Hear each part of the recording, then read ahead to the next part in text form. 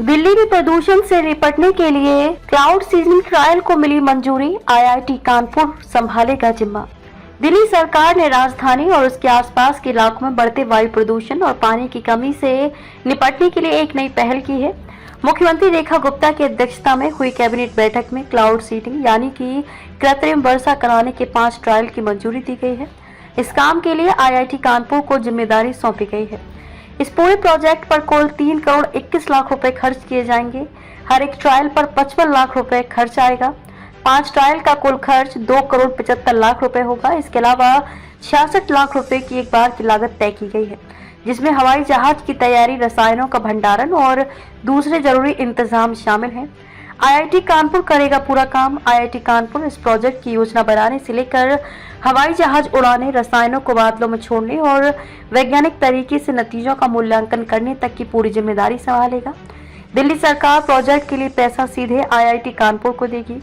पर्यावरण मंत्री मनजिंदर सिंह सिरसा ने बताया कि पहला ट्रायल गर्मियों में यानी कि मई-जून 2025 के बीच दिल्ली के बाहरी इलाकों में किया जाएगा, लेकिन उससे पहले 13 सरकारी एजेंसियों से अनुमति लेनी होगी। इनमें रक्षा मंत्रालय, गृह मंत्रालय, नागरिक उड्डयन विभाग, पर्यावरण मंत्रालय और एयरपोर्ट अथॉरिटी जैसे विभाग शामिल हैं।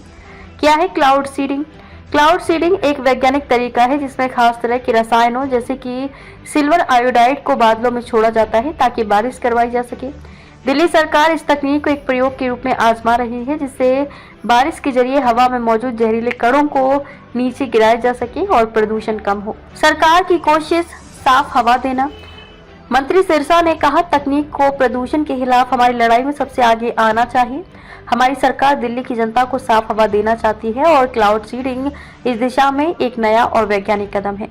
उन्होंने ये भी बताया कि ये प्रयोग सरकार की दूसरी कोशिशें जैसे कि एआई से निगरानी और 24 घंटे 7 दिन प्रदूषण जांच के साथ चलाया जाएगा।